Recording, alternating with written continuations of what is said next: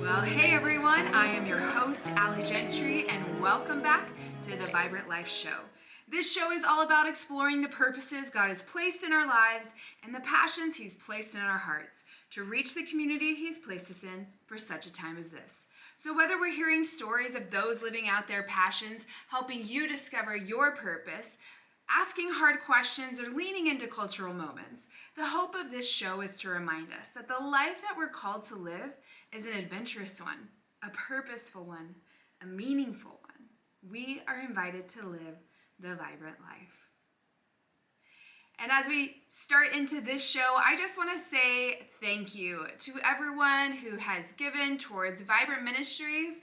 We have become our own nonprofit, and which is so awesome and exciting for all the things that God has got going on over here, not only the Vibrant Life Show, but now Vibrant Ministries. And I just want to say thank you to everyone who's given, whether that's one time or monthly. You can do that too and partner with us as we develop more resources, curriculum along the way, website, and more things to come as we're dreaming it all up, my team and I, which I'm so excited and thankful for our crew here. And I just want to say thank you. Thank you for praying for us, for believing in this show and all that God's doing in it. So just wanted to take a minute and shout out to you, each and every one of you. But if you would like to join us in that, you could actually go to our website, to my website, alligentry.com/vibrant. And that's one way to give until we get our new website up and going, which I'm so pumped about. And it's coming soon, so be on the lookout. And you can also subscribe to our email list by going to the website and just go ahead and type your email in. We'll send those emails out each week. So thank you. Thank you. It is an honor to get to do this with you. I'm excited about our show today because my friend Karis Hortin is going to be here with us, and she's going to be talking about how God has really highlighted to her unique story, how she has been able to live into her gifts, into her call, and into her purpose. So Karis Hortin is a Gen Zer, and I love her, and I got to do a project with her recently, and that's what this show is going to be, an interview that her and I did on this project for Bruce Bugsby's new book, What You Do Best, that's coming out later this spring of 2022, and it's talking about spiritual gifts, relational styles, and finding your passion, and how they all mix together to how God's created you, and then how you are to live that out and to go into your communities. That's my passion too. And so Karis and I got connected on this very project that we're so grateful to be together on. So Karis is a recent graduate from Lincoln Christian University with a degree in business administration, and she was actually adopted from Ethiopia at the age of 9. She has an incredible story, which I wish we had more time to jump into today, but we do get this small amount of time with her. She has been working as a social media strategist for churches and nonprofits and for small businesses here for at least about a year now. And it's really awesome to see Gen Z really step into these places that, even as a millennial, I admit, I'm not always the best at seeing the strategy behind social media. I understand how, and I understand why and how. It's just hard for me to put the effort into it. So I love just seeing how Gen Z is stepping in, stepping up, and really using their gifts to serve others. And that's exactly what Karis is doing, because that's where God has brought her into the digital world. She actually started a YouTube channel about 3 years ago and has thousands of subscribers,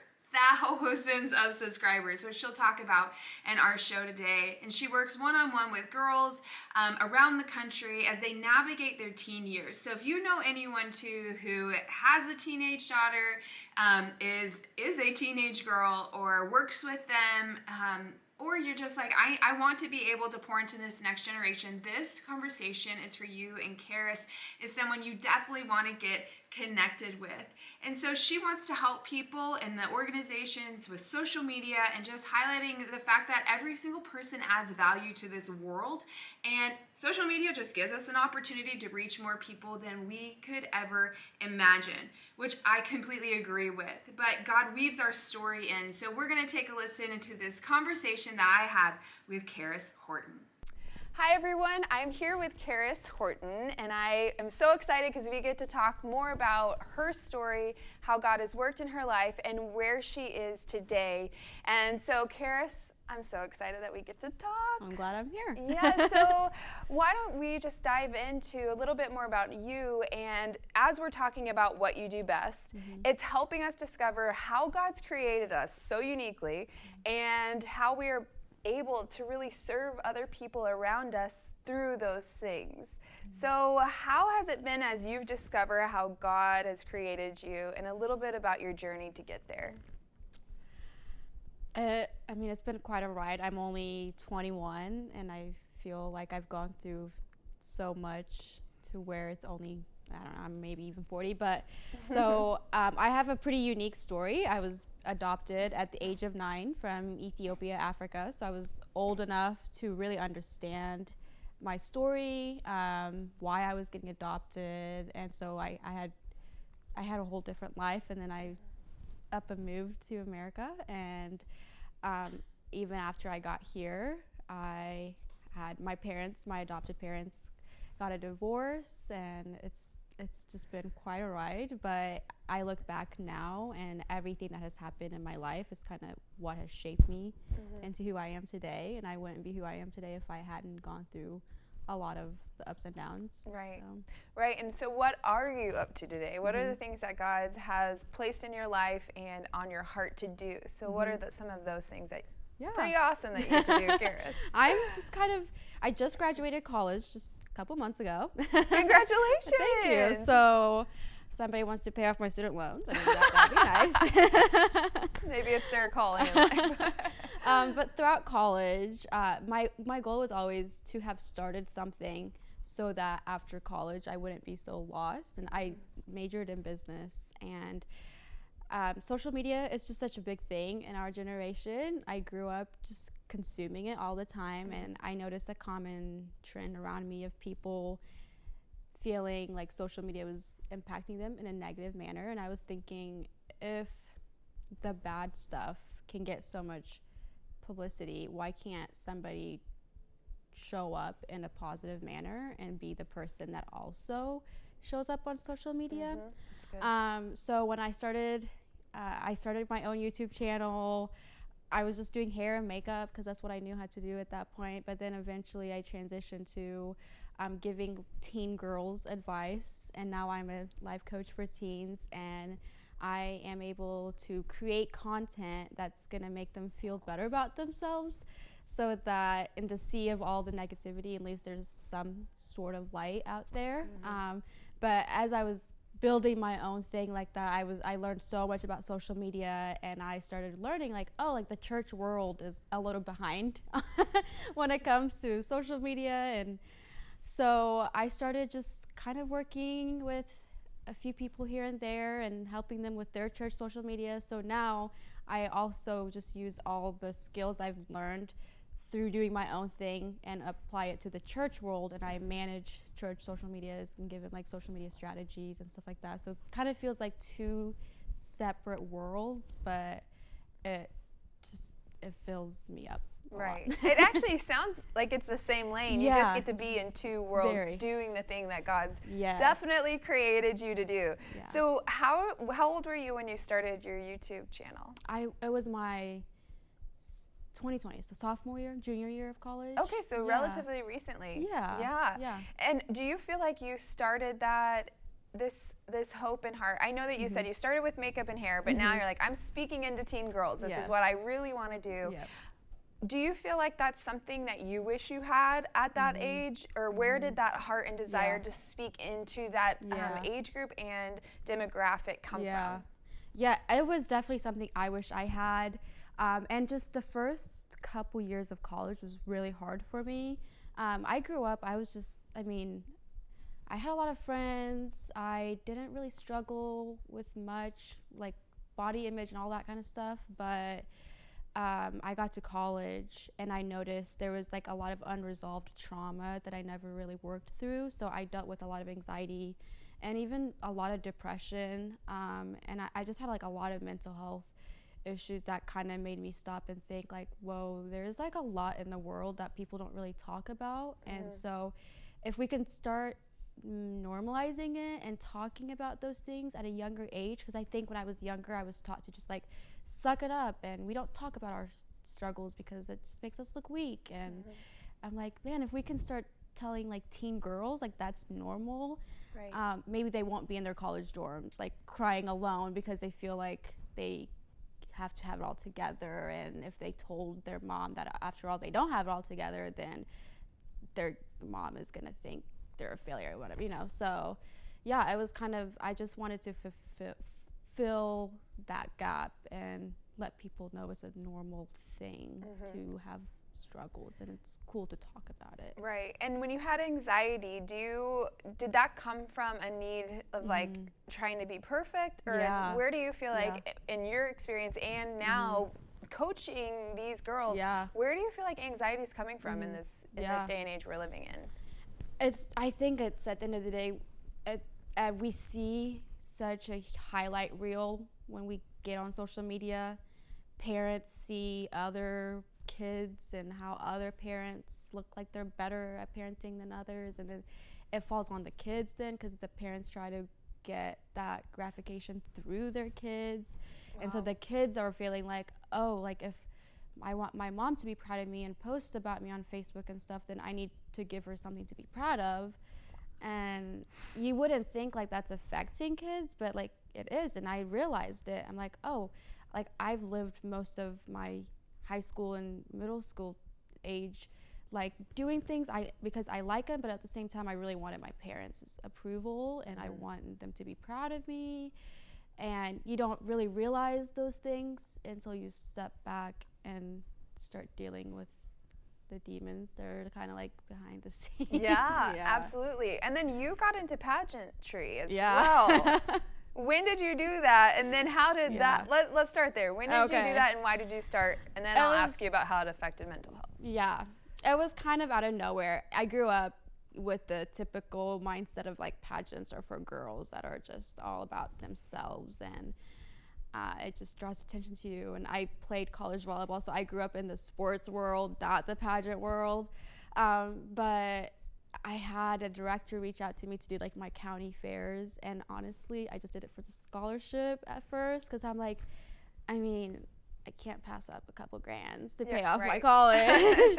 But I just loved the experience, and I used that as a way to also share my story and just be real, because on a stage like that, that's where people really tend to make it look like they have it all together. And so I'm like, if I can show up and tell people like it's okay if you don't have it all together, then that'd be pretty cool. And if you can use your platform like on social media to impact people, why not also use pageants to do the same? So I just try to look at every opportunity as a platform that I can hopefully use. Yeah, which is so powerful, because what you're doing is you're using the very thing that God has placed in your life, an opportunity, and you're like, okay, I see how this can actually advance the kingdom. This is actually advance, and it's in my lane. It's something that I can do, and I can help others along with that. So in a sense, you're doing what you do best with the what is presented right in front of you,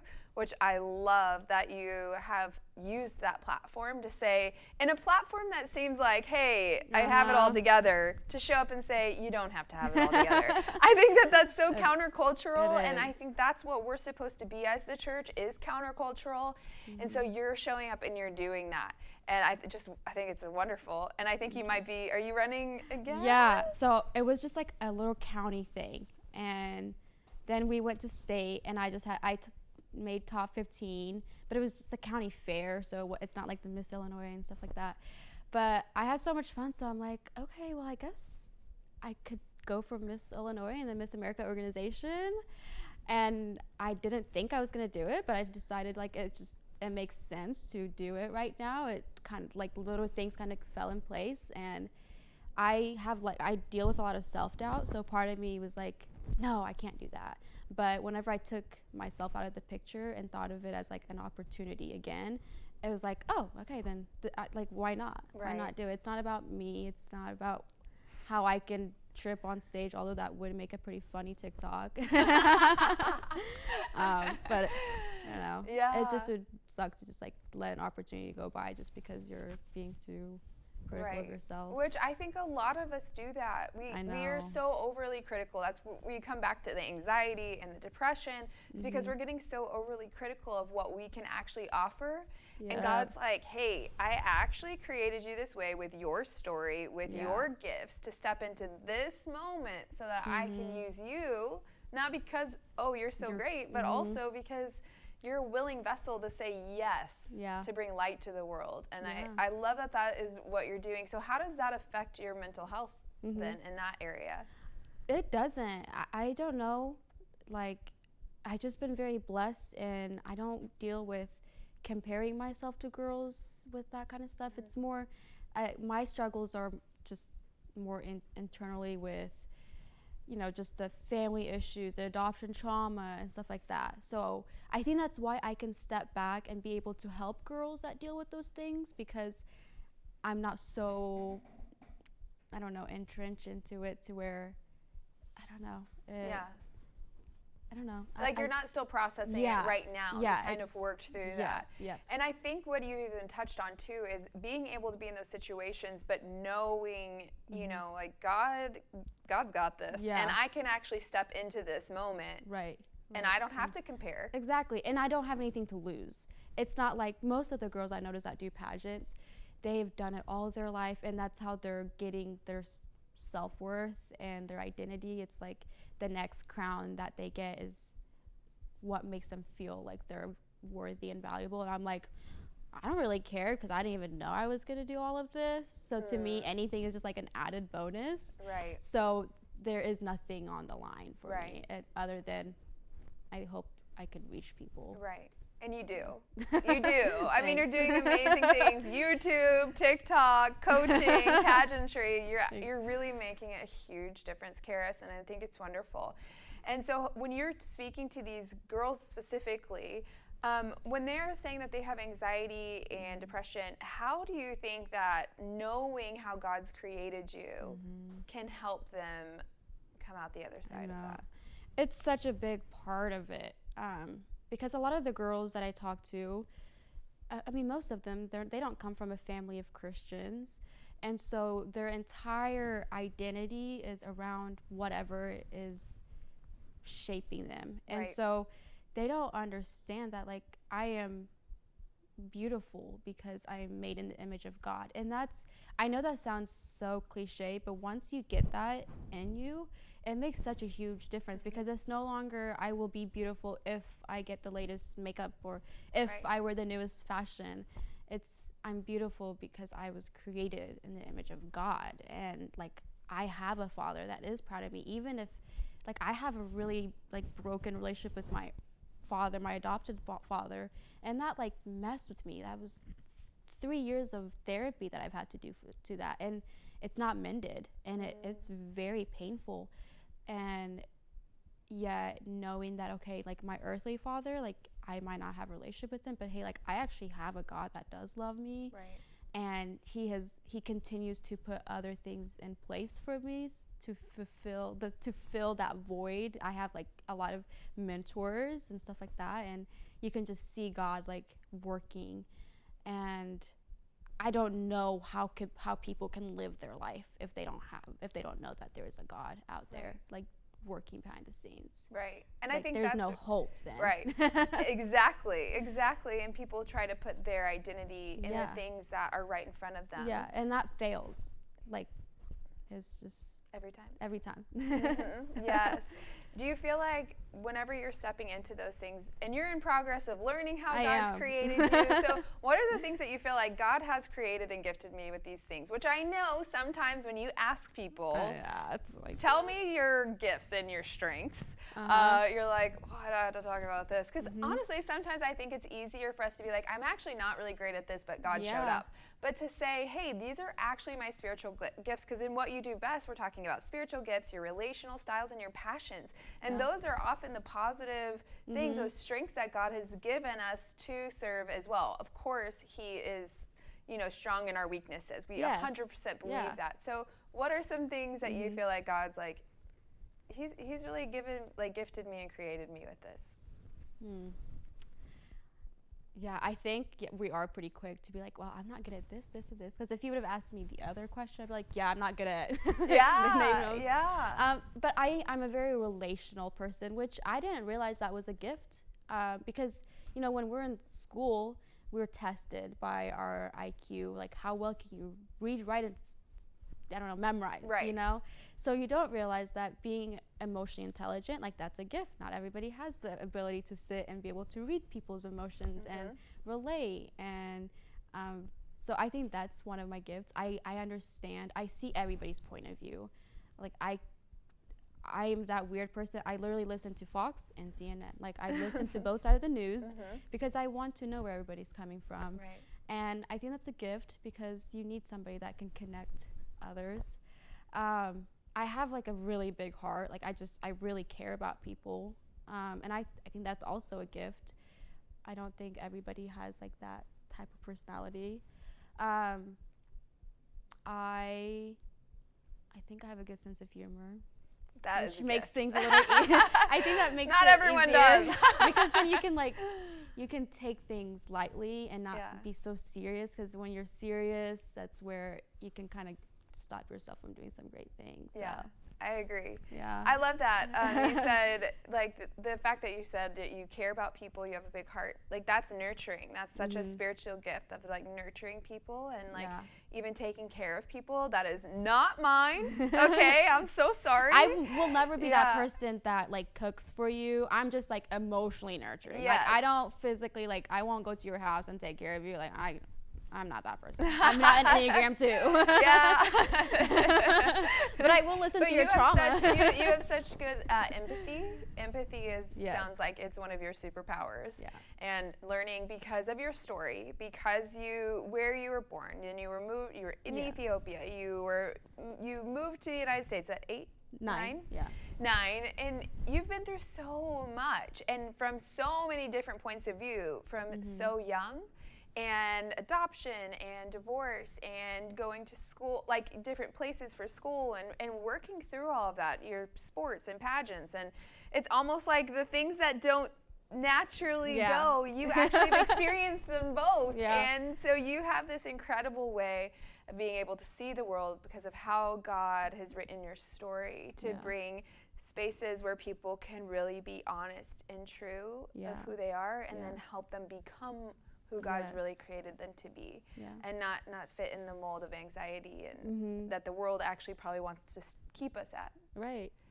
But to pull us through and give us hope. And so I seriously, I love that, Karis. Thank you for sharing your story with us today, and how God, and for, I put you on the spot there, so thank you for sharing those 3 things, because I think stepping in and really challenging not only ourselves but other people we're pouring into to see how God's created you, see the story He has for you, and the gifts that He's given you, and actually lean into those too. Not just be aware of our weaknesses, definitely, and let Him use it, but know how God's wired us so that you can do what you do best. Karis is such a gift for all of us and in this moment, and her voice is so needed in this hour. I love how she answered the positive things that God has gifted her with, because sometimes we might not know our spiritual gifts, which you can definitely find out. You can go to spiritualgiftstest.com and actually find out your spiritual gifts as we grow in what we do best, because when we do what we do best, we have a vibrant life, living life to the fullest, and that's contagious, and that's what our heart and our hope is on this show, and Karis is living that out. And it is so hard sometimes to actually say, what are these things that we believe that God has gifted us in? So my question for you today, and my hope, is that you can sit around, maybe take some time, set aside 5-10 minutes, and just pray that God reveals to you some of the things that you really love doing, that He has gifted you with, ways that you can serve other people by leaning into that gift, growing in it, learning more knowledge about it, and saying, you know what, I know it's pretty typical in our day and age to talk about the things that maybe are our weaknesses, but what are also our strengths that God has given us, because I I believe he's going to use those very things to serve people around you the best that he can. And he's going to use your story that only you have to bless the people around you and to actually use it to serve people around you. And so maybe that's something that it's not easy for you, and that is something that I just want to challenge you, and let me know, whether it's through an email or through social media, some of the things that God has gifted you in, how you can serve not only your family and your community, but also your church community as well. Because we know that we are called to love God, and we are called to love others. And we are promised, I'm thinking of Ephesians 4 as I'm studying it recently, how we are one body but many parts. And all of us have been gifted with unique ability to serve, a unique ability in the Spirit as God sees fit to give to each of us. We call them spiritual gifts. And when we get those and we receive those, but then they're not just for us to have, they're for us to give away to others. And in that, we will have a full and vibrant life in Jesus' name of who he has created us to be. Amen. So if you want to get in contact with Karis, which I highly recommend, you check out her YouTube channel, TikTok. Her website is Karis Hortin. That's KARISHORTIN.com. All of this is there, her Instagram, her teen page, and guess what? She's running for Miss Illinois here soon. So if you think of her, let's pray for her. She's taking on that role coming up here very soon. But if you're a parent who's like, maybe my daughter wants to do one-on-one coaching, you can also do that through her website and get on a call with her. But I know and I hope that this has been a blessing to you. And remember that every day is an invitation to live the vibrant life.